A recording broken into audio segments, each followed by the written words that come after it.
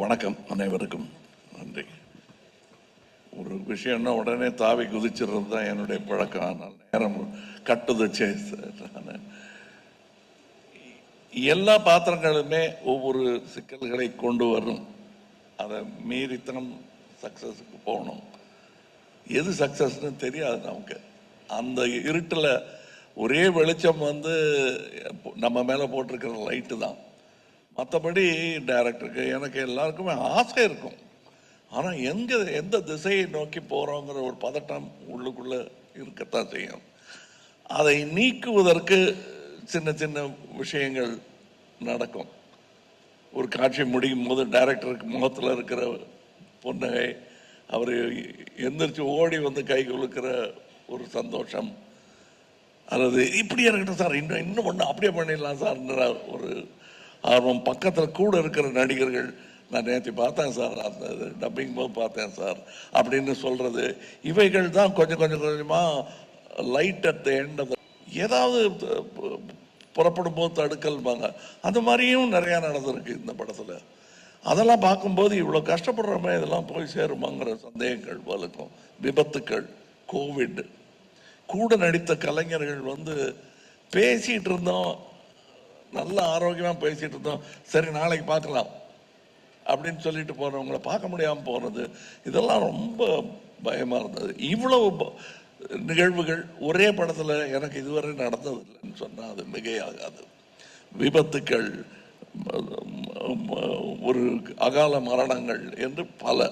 இத்தனையும் தாண்டி நாங்கள் இன்றைக்கி எல்லாரும் சந்தோஷமாக மூஞ்சி தூக்கி வச்சுக்காம இருக்கோம்னா, இதில் நம்ம செஞ்ச வேலைக்கெல்லாம் பயன் கிடைக்க போகிறது என்கிற நம்பிக்கை எங்களுக்கு வந்திருக்கிறது.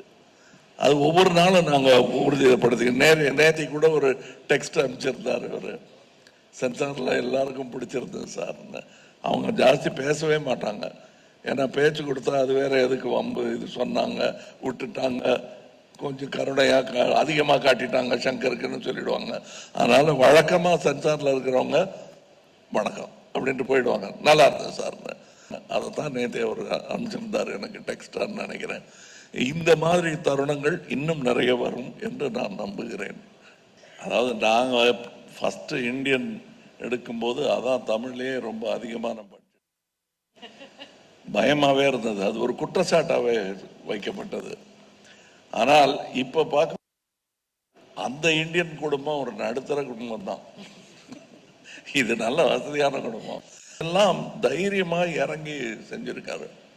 அதாவது படம்னு பார்க்கும்போது எல்லாரும் படம் நல்லா இருக்கு, ஃபர்ஸ்ட் ஹாஃப் செகண்ட் ஹாஃப்னு அப்படி பேசிட்டு போயிடுறாங்க. ஆனால் எத்தனை பேருடைய உழைப்பு இருக்கிறது இதில். எனக்கு இதெல்லாம் பழக்கமே கிடையாது. இத்தனை வருடங்கள் நான் இருந்திருக்கிறேன். ஒரே படத்தில் இத்தனை கலைஞர்கள் பெருந்தன்மையுடன் ஒத்துழைத்து செய்வது. அதாவது சில கவிஞர்கள் எழுத மாட்டாங்க, நான் எழுதினா எழுதுவேன். இப்போ என் நண்பர் வைரமுத்து இருக்கார், அவர் நான் எழுதுறேன் 7-8 பேரோட நான் எழுத மாட்டேன்னு நடுவில் சொல்லிட்டு இருந்தார். என்ன மாதிரி 1-2 பேருக்கு சலுகைகள் கொடுப்பார் அவர். ஆனால் இதில் ஸ்டண்ட் மாஸ்டர் இல்லையா, வேற யார் வேறு head of the department, and அது எனக்கே ரொம்ப சந்தோஷமாக இருந்துச்சு. எனக்கு எப்பவுமே நடிகர்கள் எல்லாம் ஒன்றா சேர்ந்து நடிக்கிறது, திறமையான நட்சத்திரங்கள் ஒன்றாக இணைவது, இதெல்லாம் எதுக்கு வம்பு? இது ஒரு நட்சத்திரமே கஷ்டம், இது வேற ரொம்ப ஜாஸ்தி இழுத்து விட்டுக்க கூடாதுன்னு ப்ரொடியூசர்ஸ் நினைப்பது உண்டு. அதற்கு மாறாக இதில் எல்லா நட்சத்திரங்களும் மிக சந்தோஷத்துடன், ஏன்னா என் கூட இருந்தாங்க, அவங்க பேசினது, விவேக்கெல்லாம் சொன்னது, எனக்கு நெடுமுடி வேணும் போன்ற திறமைகள், இவர் சித்தார்த்த போன்றவர்கள், இவங்கெல்லாம் காட்டின அந்த உற்சாகம் இருக்கிறது இல்லை, கொஞ்சம் நமக்கே சந்தேகம் வரும். இவ்வளோ சந்தோஷப்படுறாங்களே, அது நிஜமாவா அப்படின்னு நான் கேட்டிருக்கேன் அவர்கிட்ட. அவங்க மூஞ்சில் அடித்த மாதிரி கையில் சத்தியம் பண்ணி சொல்லிட்டாங்க அவங்க. அதனால் நான் நம்புகிறேன், இவங்களையெல்லாமும் நான் நம்புகிறேன். இதில் இருந்த சின்ன சின்ன சின்ன டெக்னீஷியன்ஸ், அசிஸ்டன்ட் டைரக்டர், இப்போ கூட நான் மேடைக்கு வந்தபோது முதல் தடவையாக ஒரே வாட்டி ட்ரெஸ்ஸை பார்த்து ஓகே சொன்னது இதுதான். இந்த ட்ரெஸ் நான் போட்டிருந்தேன், டைரக்டர் சார் ப்ரமோஷன்ஸ்ல கூட வேற மாத்த சொல்லுவாரு, நல்லா இருக்கு சார், இல்லைன்னா அப்படி சுற்றி சுற்றி நடப்பார். அந்த நூல் நூலால தான் சார் துணி பண்ணணும். இல்லை இல்லை, திருப்பி தள்ளி போய் நிற்பாரு, திருப்பி கிட்ட வருவார். அது அவர் முடிவு பண்ணுறதுக்குள்ள அது ஒரு சின்ன சேஞ்சாக இருந்தாலும் அதை சரி இது பண்ணிக்கலாம், எதுக்கும் இன்னொரு வாட்டி நான் யோசிச்சுட்டு சொல்கிறேன்னு அவ்வளோ யோசிக்கிறவர். ஸோ ஒரு துணி, ஒரு நூல், ஒரு பெல்ட், தாத்தாவுடைய கத்தி, அதை வைக்கிறதுக்கான இது, அது பெட்டி, பேனா, இதையெல்லாம் நாங்கள் தீவிரமாக டிஸ்கஸ் பண்ணுறோன்னா நம்ப மாட்டாங்க. எப்பா ஒரு பேனா அப்படிங்கிற மாதிரி இல்லை இந்த படம். எல்லா விஷயத்துல இப்போ கூட இன்னைக்கு ஒரு விளம்பரம் வந்திருக்கு, அந்த ட்ரெஸ்ஸு போட்டுக்கிறதும் கஷ்டம், உருவாக்குறதும் கஷ்டம். இதில் அதெல்லாம் வந்து எத்தனையோ காஸ்டியூம் எனக்குன்னு தனியாக ஒர்க் பண்ணியிருக்காங்க, அமிர்தா ஒர்க் பண்ணியிருக்காங்க. அது மாதிரி நிறைய காஸ்டியூம் டிசைனர்ஸ் இதில் வேலை செஞ்சுருக்காங்க. எனக்கு தமிழ் சினிமாவில் இதெல்லாம் நடந்துகிட்டு இருக்கான்னு ஆச்சரியப்படுற அளவுக்கு நான்லாம் ரொம்ப எளிமையான தமிழ் சினிமாவும் எளிமையான மலையாள படத்துலையும் ஆரம்பித்தவன். இப்போ மிஸ் யூனிவர்ஸுங்கிறது வந்து இந்தியாவிலேருந்து ஒருத்தவங்க போனாங்கிறதே பெருமையாக இருக்குது. இதில் ஒரு சின்ன காட்சிக்கு ஒரு மிஸ் யூனிவர்ஸை நடிக்க வைக்கிறாங்க. அப்படி அதெல்லாம் முடியுமா அப்படின்னு இப்போ எனக்கு தோணுது.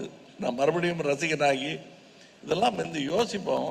சிச்சி வேணான்னு கனவு கலைச்சிட்டு நமக்கு இருக்கிற துணியை கசக்கி போட்டுக்கிட்டா போதும், ஈர துணியை மடியில் கட்டிக்கிட்டு நடந்தா போதும்னு நினச்சிட்டு இருந்த அந்த தமிழ் சினிமாவை கொண்டு சேர்த்த இடம் வந்து இவங்களுக்கெல்லாம் அந்த பெருமை உண்டு.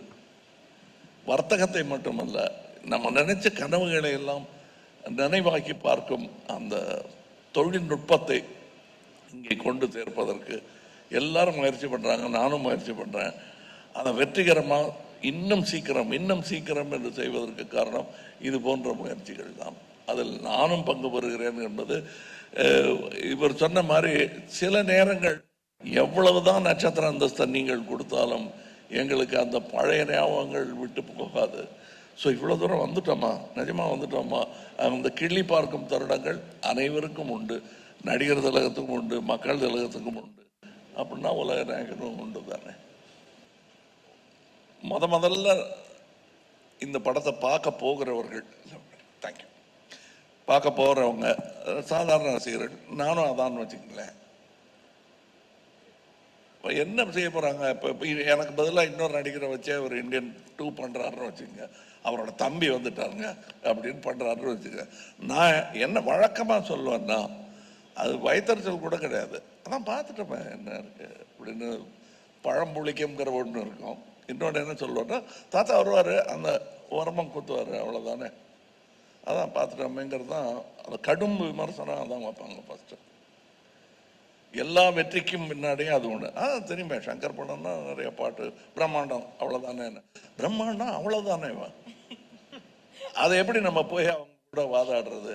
அதுக்கெல்லாம் ஒரே பதில், நாம் திரைக்கதை அமைக்கும் விதம்தான். இந்த கேள்வியெல்லாம் அவங்களே பதில் சொல்லி அவங்களே ஒத்துக்கிட்டு சாரி சொல்லாமல் எங்களை பாராட்டி விட்டு வெளியே போகணும். அதற்கான முன்னேற்பாடை வந்து அவர் பண்ணாருங்கிறது தெரிஞ்சதுனால தான் நான் படமே ஒத்துக்கிட்டேன். ஏன்னா இதே கேள்வியோட தானே நான் அவர்கிட்ட போயிருப்பேன். 2வது செய்யலாங்கும் போது அதான் பண்ணிட்டோம் சாருங்கிறது தான் மனசில் ஓடிக்கிட்டு இருக்கோம். இருந்தாலும் கௌரவம் மரியாதை காரணமாக சொல்லுங்க சார், என்ன அதே தான் இருக்கும் அப்படின்னு நினச்சிட்டு இருக்கும்போது சில வியப்புகளை ஒரு கதாசிரியனாக, ஒரு நடிகனாக எனக்குள் அவரால் ஏற்படுத்த முடிந்தது. அதெல்லாம் இதில் இருக்குது.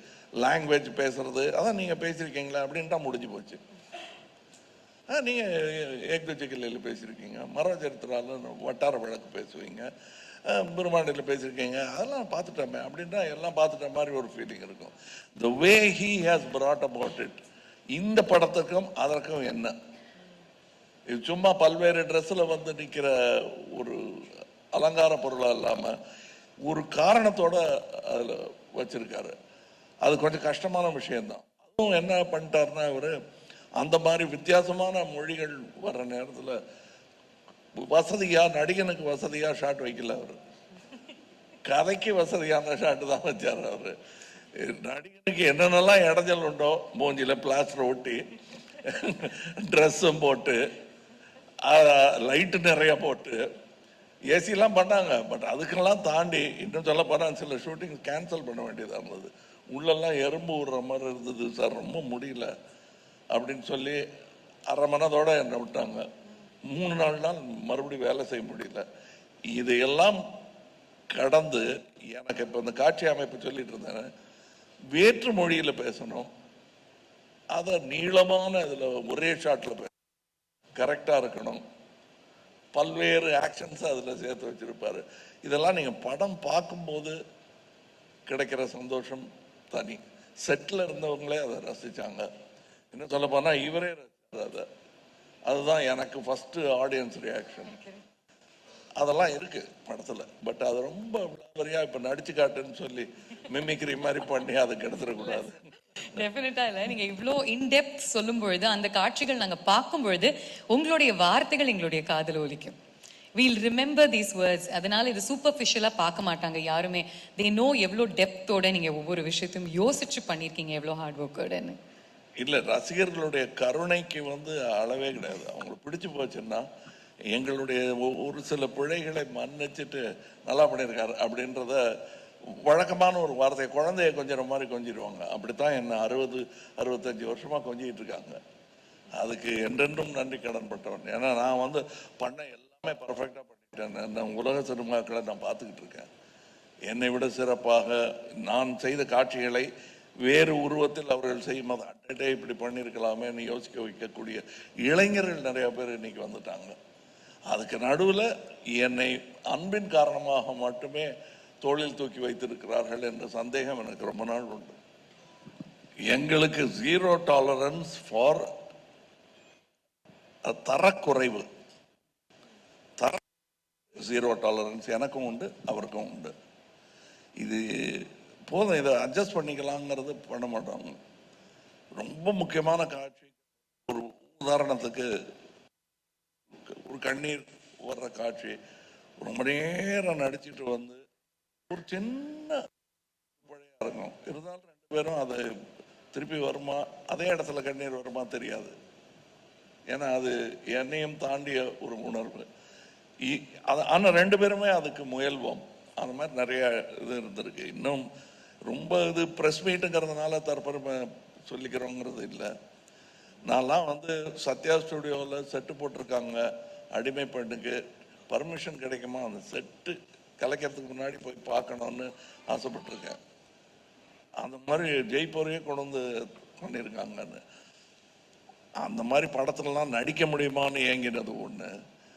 கிட்டத்தட்ட அதை விட பிரம்மாண்டமான செட்டில் எனக்காக என் படத்துக்காக போடுறாங்கங்கும்போது எனக்கு, நான் முதல் நாள் அந்த செட்டுக்கு போகும்போது அனுபவிக்க முடியாதபடி மூஞ்சி எல்லாம் மேக்கப் அரிக்குது, நீளமான டயலாக், இப்படி அதை அனுபவிக்க முடியாம பண்ணிட்டாரு.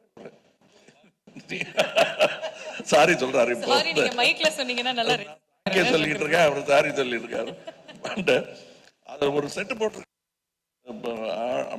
யாரா இருந்தாலும் அது உள்ள வந்ததா அப்படியே மலைத்து போற அளவுக்கு அதுக்கான பொருட்கள், மெட்டீரியல்ஸ் இந்த ஊரில் கிடைக்கல. அதுக்காக வெயிட் பண்ணாங்க.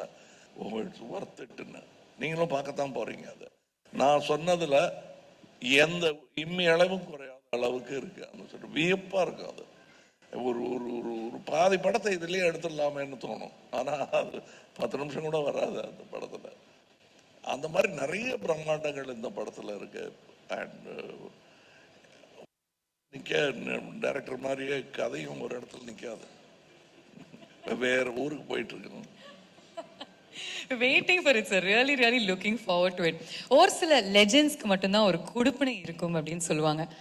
ஒரு MS தோனிக்கு மட்டும்தான் சச்சினையும் கேப்டன் பண்ற இருந்துச்சு, விராட்டையும் கேப்டன் பண்ற ஒரு ஃபார்ச்சூன் இருந்துச்சு. அதே மாதிரி கமல் சார் எங்களுக்கு நடிகர் திலகமோட நீங்க நடிச்சிருக்கீங்க. அதே மாதிரி இந்த தலைமுறையோடையும் சேர்ந்து நடிச்சிருக்கீங்க. என்ன விஷயங்கள் கத்து கொடுத்திருக்காங்க this generation of actors உங்களுக்கு? What have you learned from them in the generation of actors? அதுதான் முக்கியமான விஷயம். வாட் யூ லேர்ன்ட்னு கேக்குறீங்க தெரியுமா? அதுதான் கேள்வி இல்லை, அதான் பதிலே.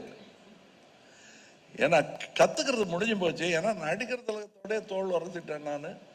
அவர் என் தோளில் கை போட்டிருக்காரு, நான் அவரை கட்டி பிடிச்சிருக்கேன். அப்புறம் என்னையா வேணுங்கிறது கற்றல் கிடையாது.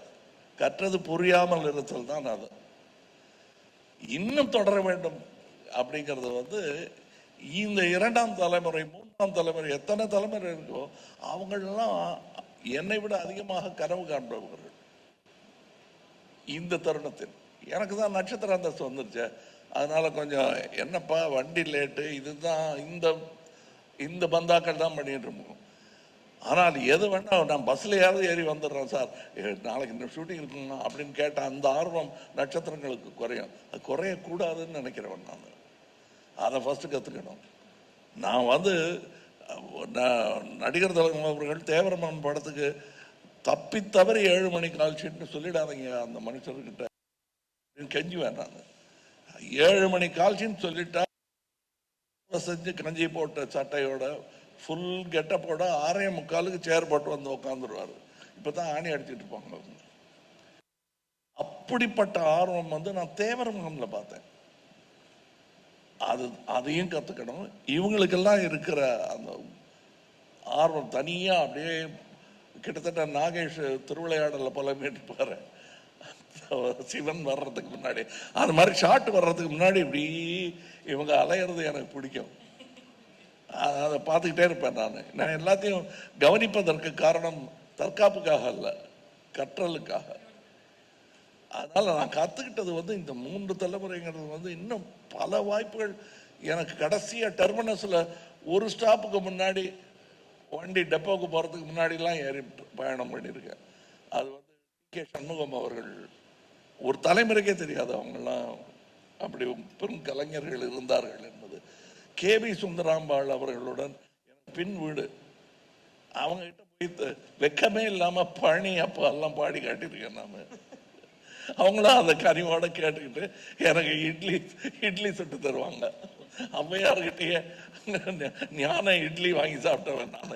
ஞான பழம் இல்லை, ஞான இட்லி. இதெல்லாம் எனக்கு நடந்திருக்கிறத நான் அதிர்ஷ்டமா கூட நினைக்கல, பெரும் பாக்கியமாக நினைக்கிறேன். எல்லாருக்குள்ளேயும் ஒரு வில்லன் இருக்கு, ஒரு ஒரு கான்சியன்ஸ். வேணாம் செய்யாதேன்னு நீங்க தவறுகளே செய்யும் பொழுது ஒரு குரலுக்கு நீங்கள் செவிசாய்க்க மறந்ததனால்தான் அந்த தவறை நிகழ்ந்திருக்கும். தடிக்கு விழுறதுல இருந்து தற்கொலை பண்ணிக்கிறதுல இருந்து எதை எடுத்துக்கிட்டாலும் நீங்க உங்கள் மனசில் சொல்லிக்கொண்டே இருக்கும் நியாயமான குரல், வேண்டாம் இதை செய்யாதேன்னு. நல்லது செய்யும் போதும் பல சிக்கல்கள் நமக்கு வரும்போது இல்லை செய்யுங்கன்னு அப்படி சொன்னதுனாலதான் சங்கர் பார்ட் 2 பார்ட் 3 எடுக்கிறாரு. உள்ள ஒரு குரல் சொல்லிக்கிட்டே இருக்கு அவருக்கு.